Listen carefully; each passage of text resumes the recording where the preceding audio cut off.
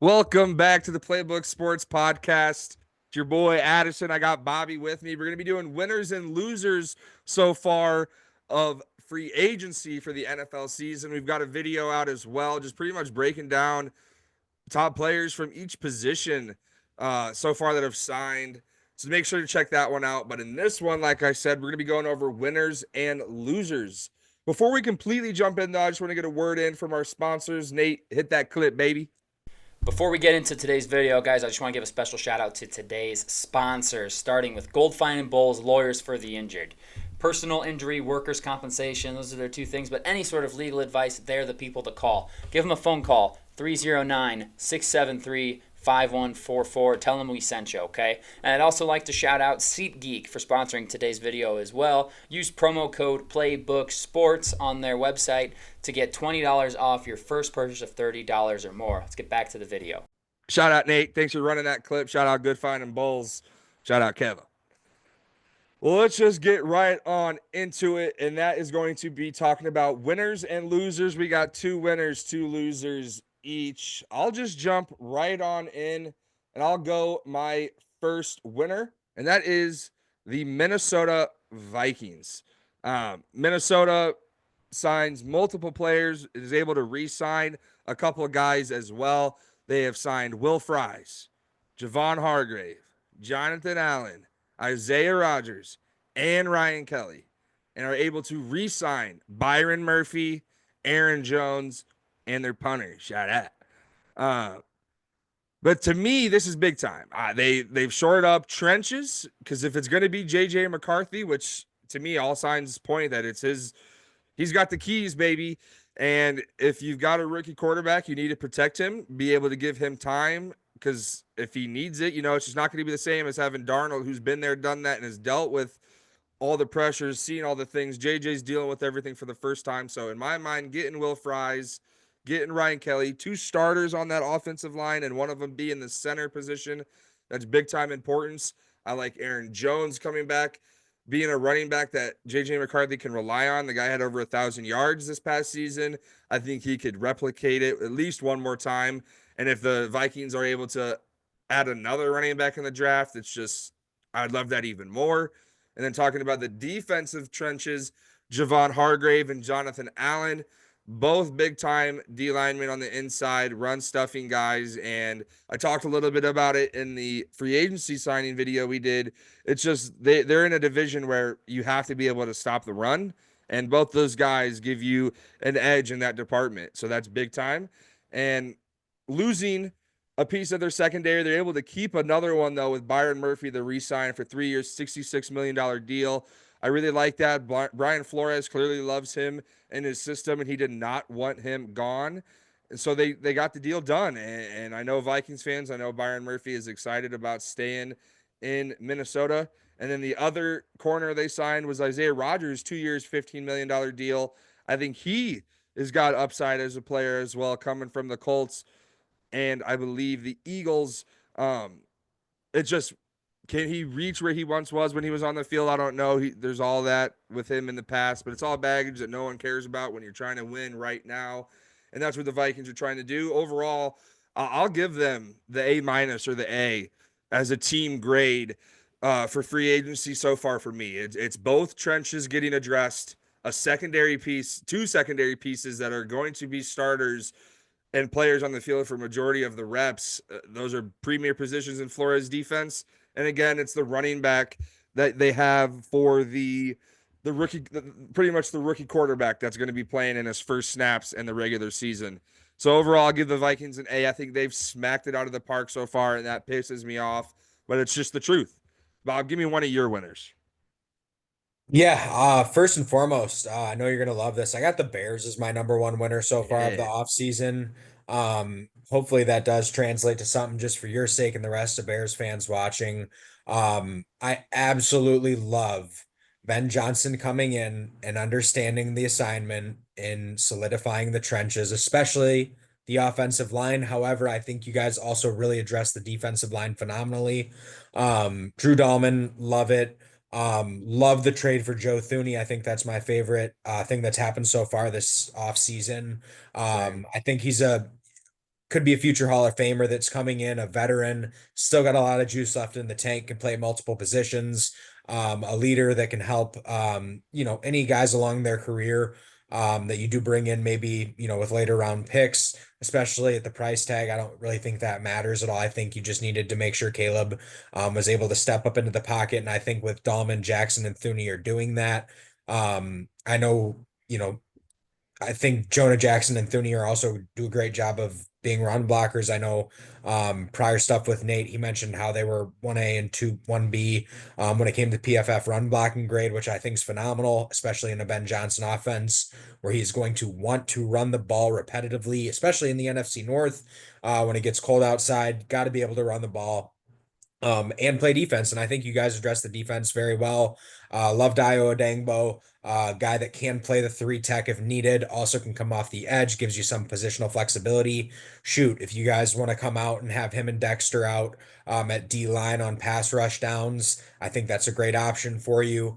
And then Grady Jarrett, a guy that's been doing it for a really long time, phenomenal Falcon. You guys had money to spend, and honestly, all these deals so far have been 3-year deals to keep in line with when Caleb Williams gets paid. So shoot, you run it with the team that you have now. Hopefully you have success, and then by the time these contracts are up, hopefully Poles has been able to draft, especially if it is a later round guy that you're just hoping develops. Like you get the opportunity to do that. Yep. So I love the deal. I don't think you really overpaid for anyone in particular. I think you addressed the trenches phenomenally. And at the end of the day, you have Caleb Williams, you have two weapons on the outside. Hopefully, you guys add to the backfield, through the draft this year. That's what I would love to see you guys do. But trenches are shored up. And I'll say this, we talk a lot about, off-season winners, and it doesn't always lead to wins. As a Bears fan, I would be super happy because at least you guys tried. Like, Yeah. if it doesn't work out, you did the best thing that you possibly could this year for the future to try to get the most out of Caleb Williams. You're not dipping your foot and you're diving right in and saying, we need to go win now. And we're going to do it via the trenches. Right now I got the Bears at an A+, and I know it's just the offseason. We'll see how they play together. But being able to address the interior, the O-line, all three positions for all three needs, really frees up what you guys can do with your draft picks, especially having three in the first two rounds. I just absolutely love the offseason the Bears have had. Love every guy that they've brought in. Especially guys that I didn't even really know were available in Joe Thuney and Jonah Jackson. I think going out and getting them before they hit free agency also did you guys a great service because you didn't have to battle with other teams for price wars. So, Yep. Love that. I mean, obviously, I'm excited. And Bears yeah, fans, they're notorious for hyping up maybe some dog shit, but around the league, yeah, man, it's big time news, and if yeah. I'll hype this up gladly. Um, Another winner I got. I'm gonna go to the Denver Broncos here. It's really only two of free agents coming in and keeping a guy, but to me, Talanoa, Hufanga, and Dre Greenlaw are gigantic additions to that defense that already dominated this past season. And it was the defensive line that was able to be the real home wrecker, leading the league in sacks. Well, you add a piece in the secondary and you add a leader on at the linebacker level. I absolutely love that. And then keeping DJ Jones a part of that defensive line that was able to get over 65 sacks last season. I want to say they were in the 70 range as a team. And DJ Jones was a big part of that. And to me, grade wise, it's a B+. And the only reason is maybe we need a weapon for Bo Nix, like one more piece. To me, that would push it into the A+ range. But when you have a rookie quarterback, you're able to build your defense, and it's already good, and it's gotten tremendously better. Hufanga and Greenlaw are going to be very good for the Denver Broncos immediately. And that's why, for me, the Broncos, it might not be many, but guess what? It's quality over quantity for them in this situation because they're both very good starters. And keeping DJ Jones is also a gigantic win. So I've got the Denver Broncos as my second team for a free agency winner and B+ grade. Maybe it isn't the best, but again, it's just because it's all one-sided. It's all defensive signs for me. But again, the defense just got better when it was already very good. That's scary to think about. Bob, give me your second winner. Yeah, absolutely. And going off that too with the Broncos, and I think maybe, I can't speak for you, but one of the reasons I also love what they've done this offseason, I think it gives you a lot of clarity going into the draft, which At the end of the day, as a front office, you really have to be able to appreciate, like, hey, we already ironed out these positions. Now let's really focus on what matters. And I wouldn't be shocked if this draft is very, very heavily offensive sided to really help out Bo Nix and get the most out of him because you did your job in free agency. You went out and added two difference makers on the defensive side of the ball to a defense that was already elite. But my other winner of this draft, and really there were two guys that I think were at the forefront of the reasoning behind it, is the Washington Commanders. I love, love, love what they did with bringing in a tackle, an elite tackle. Don't care how old he is. Had to go against him two times a year in the AFC South. Laramie Tunsil is a stud, and he's going to continue to be a stud until he's done playing football. A bit of a head scratcher as to why they were willing to come off of him. I didn't really know they were shopping him. But a guy that you want to talk about giving your quarterback some confidence after the year he had, that's a great way to do it. Well, another great way to do it is to add Debo Samuel to Scary Terry and the rest of the weapons that they have there offensively. A guy that I know has had some injury problems. I wouldn't be shocked if they continue to try to address the wide receiver position or the skill position in general, just to give Daniels as much as he can get. Obviously, they do that by bringing back Zach Ertz, by bringing back John Bates, who's a great blocking tight end. You release Jonathan Allen, well, you go sign Javon Kinlaw. So, kept Bobby Wagner on a 1 year deal. Who, shoot, I mean, that guy's drinking from the fountain of youth. He's still a really, really good player up till this day. I love them bringing back the veteran leadership for those two guys. And hey, I know you mentioned it that in the last video that we might not be huge fans of the special teamer stuff, but they did resign Zane Gonzalez and Tress Way. Trey Way's a phenomenal punter, absolutely swaggy gentleman. So love the offseason that the Commanders have had so far. I think they've really really done a good job of bringing back some wily vets that have instilled confidence in the team and are phenomenal leaders of men, along with cementing themselves as knowing that, hey, at the end of the day, we got a guy on a rookie contract and we got to make the most out of it. If Debo can stay healthy, I think that'd be huge. But I love his flexibility at H-back. You can really put him anywhere and he can be successful for you as long as he's healthy.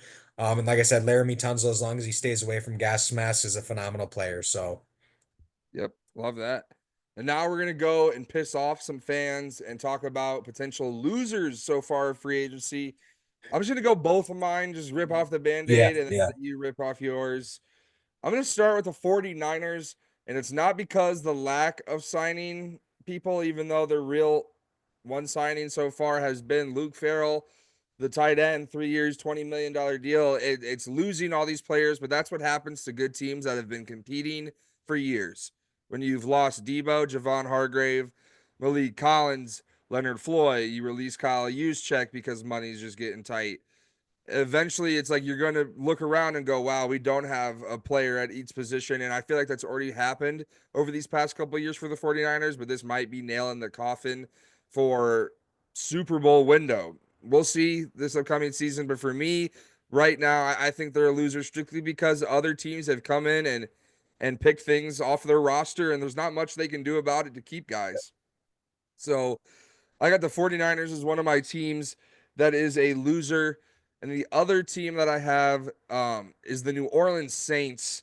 And the only reason the New Orleans Saints is on this list for me is because where's the needle move for the sign? It's adding Justin Reed to a team that already struggled last year and re signing a majority of your free agents available. Re signing Chase Young, Jawan Johnson, Dante Pettis being a pretty much no name receiver, but getting re signed.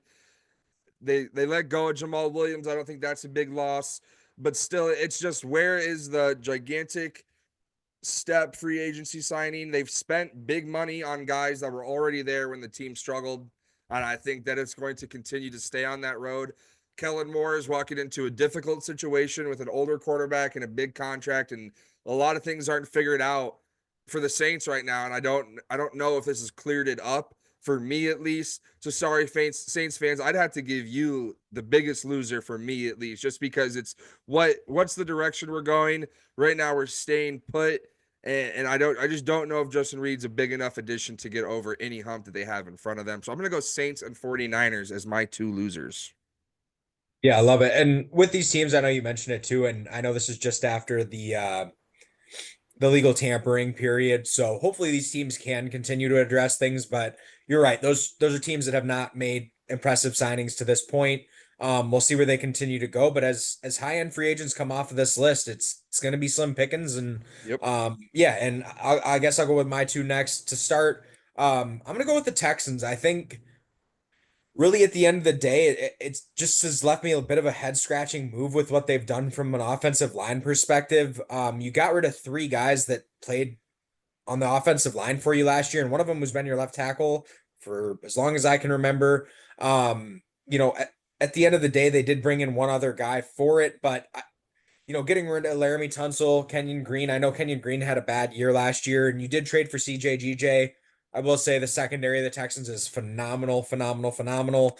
Laken Tomlinson, going to be a good starter on a 1 year deal. I do like that deal. I think it was honestly a really good deal for them, a prove it deal.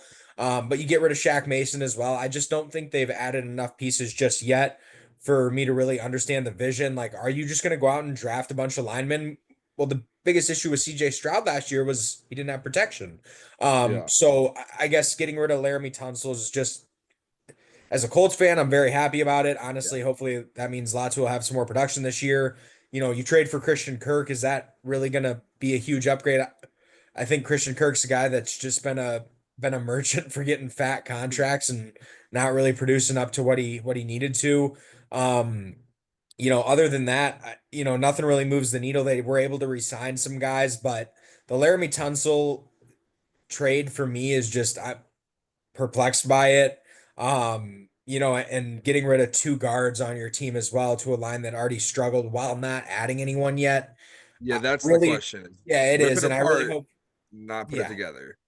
for sure. And I hope for Texans fans that, they're able to go out and find some diamonds in the rough in free agency. Obviously there is some depth, especially at the tackle position in this year's class.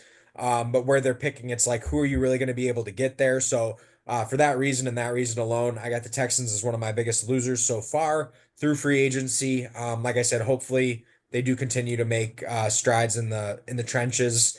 Just for CJ Stroud, I mean, at the end of the day, he's a phenomenal quarterback. You got to be able to protect him. And so far, my biggest loser.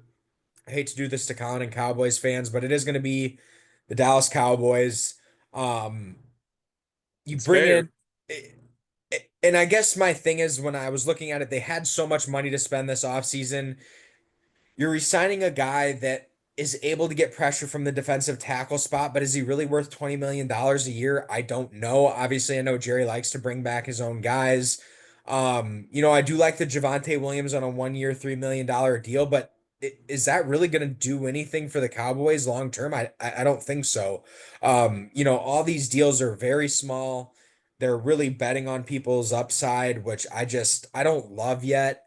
I know you got to pay Micah Parsons at some point too, so I understand the hesitancy to give out these long-term contracts, but um, I it just sucks. The Cowboys are supposed to be America's team. They're supposed to be, one of the greater shows on turf, but at the end of the day, I think Jerry's just doing what Jerry does, and that's not putting the best product out in the field, acting like he knows what's best for the fan base. And I hope I'm wrong because football's more fun when the Cowboys are good. But Yeah. so far this year, I just haven't seen any want to get better, any desire to go out and get guys that are actually going to make an impact on the field. Um, which hurts, especially like I said, Colin being a big Cowboys fan. I don't know if just re-signing a D tackle who wasn't an elite player last year really does it for me. Obviously, bringing in Solomon Thomas is great. But other than that, it's a bunch of no-name guys who you're really hoping are gonna, play up to their upper echelon when they haven't done it before. So, like I said, I'm hoping the Cowboys continue to make moves. I know they got people to sign down the road, but at the end of the day, if you want to win now, you got to be able to put players on the field that are going to help you win games, even if it's on 1 year prove it deals. And I just feel like they haven't done a good enough job of getting the big name guys to be able to do that for the team. So, Yeah, when if you told Dallas Cowboys fans almost 48 hours pushing on it for the legal tampering that their biggest signing still to this day will be Osa Odigizua. I mean, I think they're pissed considering yeah, they had cap space to blow. Javonte Williams signs for 1 year, $3 million at that running back spot. They're going to have to add somebody else. But I guess the biggest non-signing, non-resigns are Robert Jones and Solomon Thomas, guys that are not good players, really. That's discouraging from a Cowboys fan's perspective. And Schottenheimer as the head coach, it's just it might be a long year, Cowboys fans, and I feel for you because that's just no fun. Been there, done that. But that's what we got in this one for you guys. 2 winners, 2 losers when it comes to teams so far in the free agency period. I guess some breaking news for this video is Joey Bosa signs a 1 year, $12 million deal with the Buffalo Bills. Didn't think the Bills were one of the final 2. Thought it was the Dolphins or the 49ers, but Buffalo Bills make a trade for Joey Bosa. That doesn't change my winners or losers, but good sign. Good sign, Buffalo. But like I was saying, that's all we got for this one. So make sure you like, comment, subscribe. Let us know if you want us to talk about your team, if you think your team is a winner or a loser, because I highly doubt everybody watching this video is a fan of one of these 4 teams. So make sure you let us know, comment stuff that we should make videos about. We really appreciate it. But if that's all you got, Bob, that's all I got. Yeah, no, I just hope any of these losers hopefully continue to add. Like I said, Yeah. definitely tough watching teams not make any moves. That being a Colts fan under Chris Ballard for the last 9 years, I get it. Long days, sad days, just watching decent players get signed elsewhere. So I know we talked about it too, but just because you win free agency doesn't mean you win it all. But at the end of the day, gotta love what some of these teams are doing, and hopefully the teams that haven't made moves yet start to put Get the it pedal to the going. metal, because hey, we're getting one step closer to the draft time, and after that, football be starting up here sooner rather than later. So Can't wait. Can't wait. But thanks again for tuning in, and we'll see you guys in the next one. Peace.